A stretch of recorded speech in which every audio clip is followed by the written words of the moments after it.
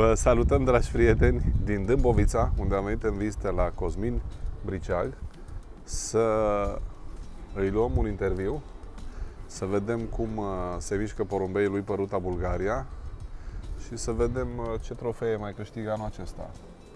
Cosmin, o să te rugăm o scurtă introducere a ta. Cum ai intrat în columbofilie, în primul rând, și în acest moment a vieții tale, cam ce porumbei și ce categorii îți plac? Vă mulțumesc, bună ziua, vă mulțumesc că ați venit pe la mine. E o onoare să vă cunosc. Este prima dată când vă văd și păreți un tip care sigur nu o să mă influențați pozitiv în a spune anumite lucruri. Și vă mulțumesc mult. Eu făcând parte dintr-o altă uniune, e chiar un lucru bun că, Sigur că da, că ați venit pe la mine. M-am apucat de columbofilie prin 2007 și din 2010 am început să am rezultate, iar din 2013 unele rezultate foarte bune, fără să mă laud, niște rezultate foarte, foarte bune. Dețin în crescătorie 3 campioni naționali, unul este recordul CP la viteză, mai am un alt campion la demifond și încă un campion la asfond. Felicitări! Da, și eu zic că sunt niște rezultate bune. Îi dețin pe toți, îi țin pe toți. N-aș vrea niciodată să plece de aici. Frumos! Da, ca să leg puțin de ceea ce a spus Cosmin. Eu mi-am luat câteva zile în care am decis împreună cu Cristi să vizitez columbofil din țară, indiferent de uniunea în care concurează, pentru a simți la firul ierbii opinii despre produsele CES Pharma, fiind CEO, managerul companiei și fiind direct implicat în procesul de producție, discuții despre crearea rețetelor și testarea produselor, că nu sunt eu cel care creează rețetele produselor. Este important și pentru mine să descoper de la cei care le folosesc opiniile lor, să vedem unde și ce putem îmbunătăți. Asta în primul pas. După care să îi vedem pe cei care au succes ca și tine cu produsele CES Pharma și să aflăm de la ei cum le folosesc. Să facem un soi de promovare win-win, pentru că și noi cu ajutorul tău ne promovăm activitatea și bineînțeles că te promovăm și pe tine. Așa că nu e o chestiune de uniuni și de neuniuni. Mai ales că în ultima perioadă am o relație chiar foarte bună cu Emil Bondilă. Am observat chestia asta. Chiar un om deosebit, Emil. Da, bravo. Și o spun și el public. Acum este membru cu mine la club. Frumos. Da, o să supere poate puțin că m-a vedea acest video, că nu l-am sunat, dar n-am anunțat niciunul dintre prieteni. Uite că era ok să fie. Avem un program extrem de aglomerat, avem 3 zile cu foarte multe întâlniri și interviuri. Și atunci nu avem foarte mult timp de socializare. Dar mă văd cu Emil în alte contexte. Eu cu el am o relație bună și chiar îmi pare rău că poate trebuia să lui fi anunțat eu, dar în fine. Îl anunțăm după. Da, ok. Așadar, ca să ne întoarcem la subiectul interviului, care sunt categoriile favorite în această perioadă a vieții tale, să zic, perioada de după război, ca să continuăm discuția de la masă. De după război am fost un pic bulversat. Schimbând ruta undeva la 90 de grade unghiul, dar categoriile sunt aceleași. Dacă mi-a plăcut de la 100 până la 700, astea le continui și aici în condițiile date. Corect. Încerc să mă adaptez la condițiile astea. Dar astea sunt categoriile care îmi plac, de la 100 până la 700. Frumos. Și cu ce porumbei abordezi aceste curse? Dacă ai linii sau porumbei speciale achiziționați de undeva din țară, de la vecini, de la prieteni, din afară? Am început cu 2 crescători în 2007-2008. 2 crescători au avut porumbei, am cumpărat porumbei de la ei, Simion Emil și Silviu Glodeanu. Buni amândoi. Buni amândoi, cu toate liniile alea ale lor, Drapa, Paș, Vanlon, ăștia au fost primii porumbei pe care i-am luat. După vreo 3 ani au început să-mi dea rezultate, pentru că cred că asta ne lipsește nouă în columbofilie. Prea mai avem răbdare. Răbdare, da. Vrem ca am împerecheat acum 1-1 și să iasă și un campion. După vreo 3 ani au început să-mi dea rezultate. Am avut campioni și după ce am avut campioni am încercat să fac co-breeding-uri bun cu bun, campion cu campion. Am reușit asta cu vreo 3 campioni naționali. Iar acum asta este baza. Porumbei de la Simeon Emil, porumbei de la Silviu Glodeanu. Porumbei, cred că ordinea era alta. Pe primul loc Silviu Glodeanu și după aia Simeon Emil. Și fii și nepoți din diverse încrucișări din bun cu bun. Adică bun cu bun însemnând locul 1 național viteză cu locul 1 național viteză, locul 1 național asfond cu locul 1 național asfond, locul 1 demifond cu locul 1 fond. Am înțeles. Au fost și probabil că, nu știu dacă chiar eu, dar cred că majoritatea eu am făcut primul pas în a-i contacta pe ceilalți care erau campioni și a le propune chestia asta. Haideți să facem așa, că poate, cu toate că asta e columbofilia, e grea, e simplu așa, împerechem 1 cu 1 și iese 1. Da, avem șanse mai mari când perechem așa am considerat eu, așa am considerat eu. Și acum la matcă am numai baza care mi-a dat campionii, părinții care mi-a dat campionii și încrucișări din campion cu campion. Frumos. Liniile, pedigrele le-am dat deoparte, dar ăștia doi sunt baza, Silviu Glodeanu, Simeon Emil și după aia încrucișări din bun cu bun. Frumos. Bănuiesc, dar totuși trebuie să întreb, jucând 100-700, concurezi văduvie sau natural?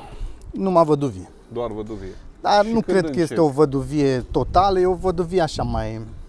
Când începi și cum o faci? Păi, văduvia... Eu las porumbei la pereche. Ouă. Când? Întotdeauna încep când, știi, tradițional, că pe 15 februarie e ziua în care păsările se împerechează. Așa spun bătrânii. Și eu atunci îi împerechez, pe 15 februarie. Și păsările, răpitoarele și tot atunci se împerechează, pe 15 februarie. Pe 15 februarie încep împerecherea, îi lasă ouă, le mai pun și ouă false și după îi separ. Asta însemnând undeva la 1 aprilie, gen, și pe 30 aprilie este primul concurs. Deci 3 săptămâni încep să-i obișnuiesc cu văduvia. Cu văduvia, da. Încep să-i duc la antrenamente, le mai arăt un pic și boxele unde au stat și... Deci au 3 săptămâni de acomodare, vreo lună jumate în care sunt împreună și vreo 3 săptămâni de acomodare cu văduvia. Și când începe prima etapă, deci ei nu se văd deloc, 3 săptămâni nu se văd. Deci este o văduvie totală. Da. Când e prima etapă, atunci se văd. Încep să vadă unii cu alții. Da. Între etape, îi duci la antrenamente, se văd după antrenamente, nu se văd?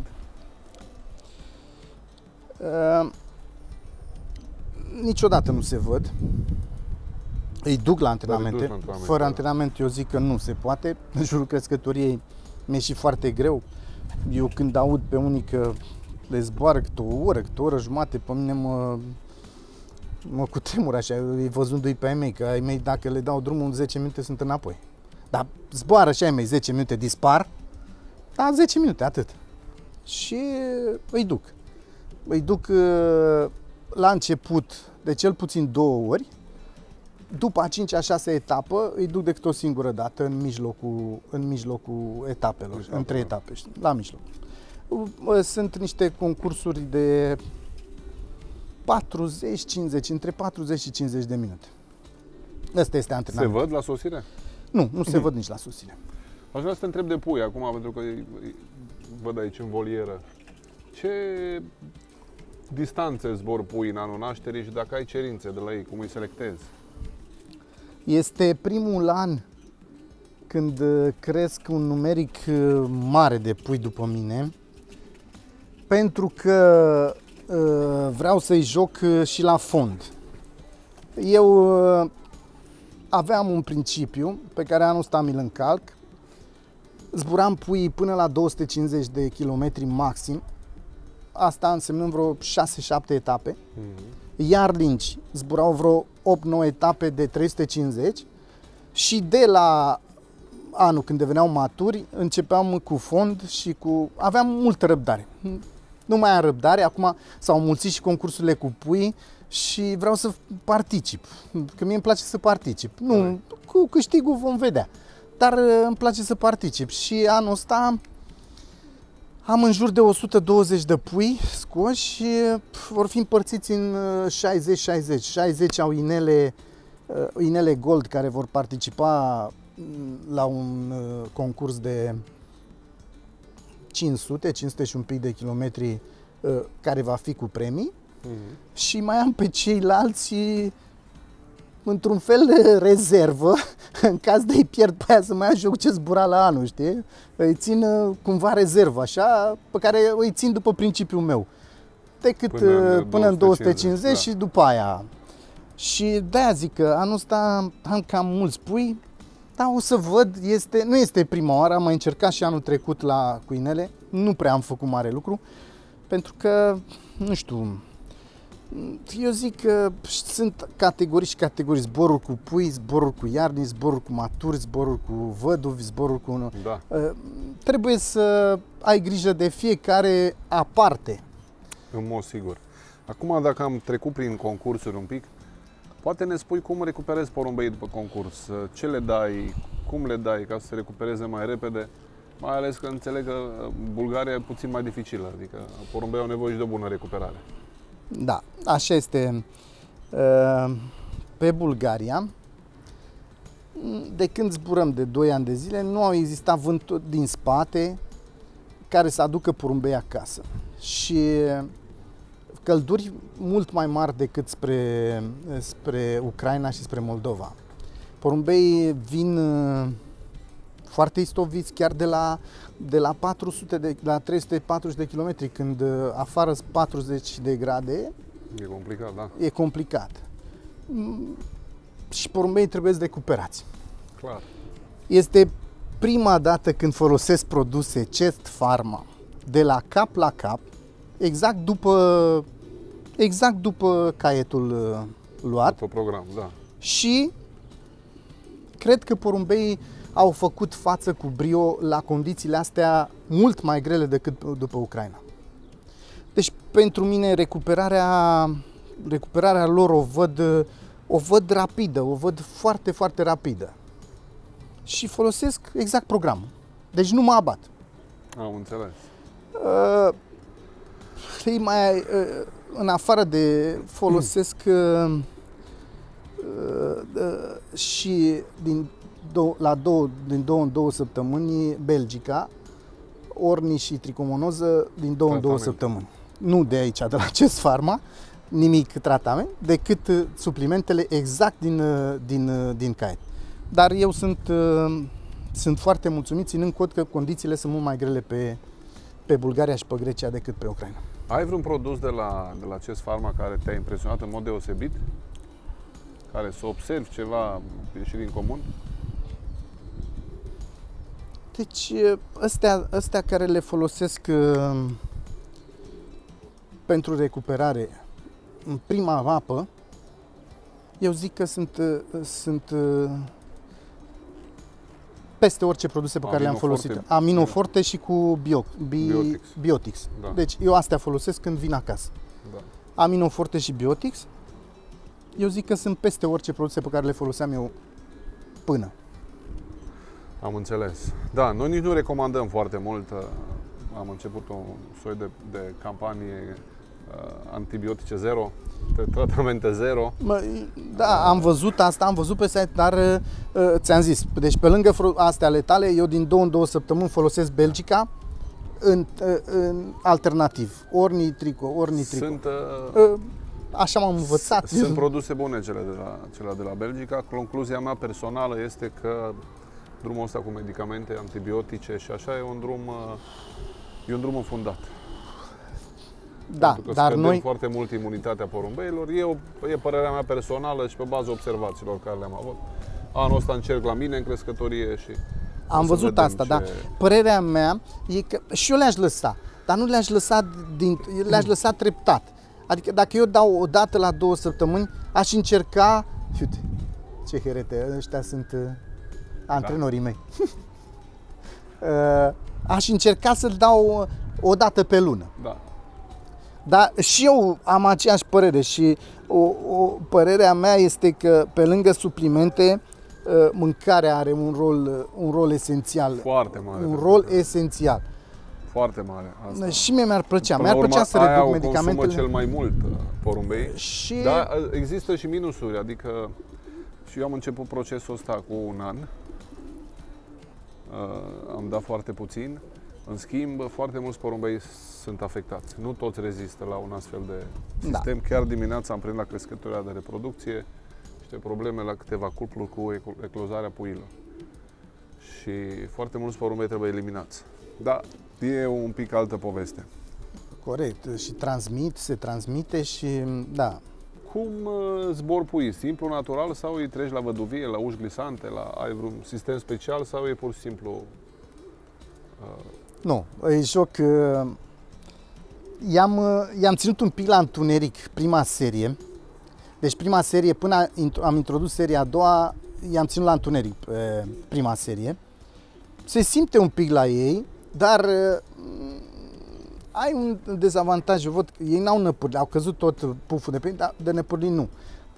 Eu, axându-mă mai mult pe zborurile în Uniune, este foarte greu să concurez cu ei după aia dacă îi ții nenăpârliți și deci un porumbel pentru campionat trebuie să fie năpârlit complet. Iar cu puii ținuți la întuneric n-apucă să schimbe. N-apucă să schimbe. Nu.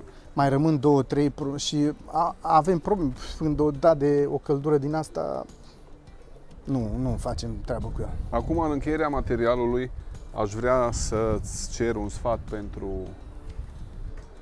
cei care încep sau pentru cei care au început mai de mult, dar încă n-au ajuns să aibă rezultate care să-i mulțumească. Ce sfat scurt și la subiect le-ai da? Sfatul meu ar fi să fim mai răbdători.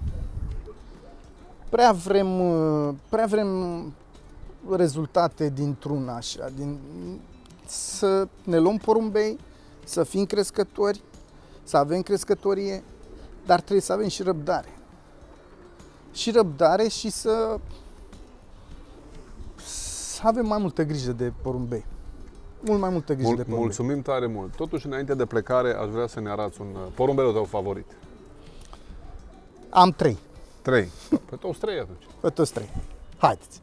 Așadar, Cosmin, dacă ne prezinți primul porumbel tău favorit, l-am avut în mână până Cristi și-a pregătit camera. Excepțional porumbelul, excepțional. Dacă ne-l descrii puțin și ca performanțe, și ca origine, și ca și calități fizice. Ca și calități fizice te-ai convins și tu, cred. Da. Este, părerea mea, perfect. Iar ca și rezultate e supra-perfect, fiind locul 1 viteză și record UCP ca și punctaj, 1,42 de puncte din 5 etape de viteză, fiind în primii 10 la 3 concursuri de peste 30.000 de porumbei și un loc 1 din 5.000 de porumbei la o etapă de 370 de kilometri. Eu zic că este și de curând alți crescători care au cumpărat produsii lui au început să aibă rezultate. Chiar anul trecut a fost campion la viteză, fiul din el, și tot un nepot din el a concurat cu succes pe Columbodrom, obținând la Rimini un loc 40 de la 600 de kilometri. Frumos. Da. Eu, cu produsii lui, cred că am un mare ghinion. Nu reușesc decât 3-4 etape foarte bune. Nu mai reușesc să fac normă, dar am poate 4 fii din el care au loc de 1 pe etapă, 3 etape foarte bune, 4 etape foarte bune. Ar trebui să la nepoți. Hai să vedem și pe ceilalți, că eu sunt curios, am luat pe ăsta, l-am văzut în mână și Ok. mi-a stârnit curiozitatea. Ăsta a fost locul 1 național viteză. O să o luăm așa treptat. Acum luăm unul național demifond. Deci este unul național demifond, dar în același timp este și locul 2 național fond 2 ani. Pe ruta Ucraina. A avut 6 puncte la locul 1 demifond și 13 puncte în 2 ani fond.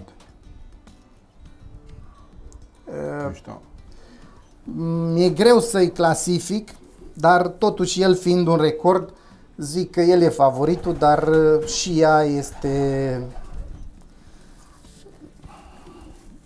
o favorită de-a mea.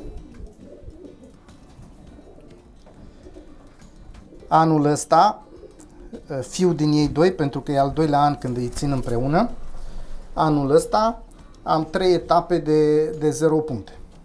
O să... Da, te rog. Linia? Linia este... Nu, din ea ai... din ea și cu fulgerul, pentru că așa îl chem... 3 etape de 0 3 etape de 0 puncte. Eu cred că eu o pasta favorită, fii atent.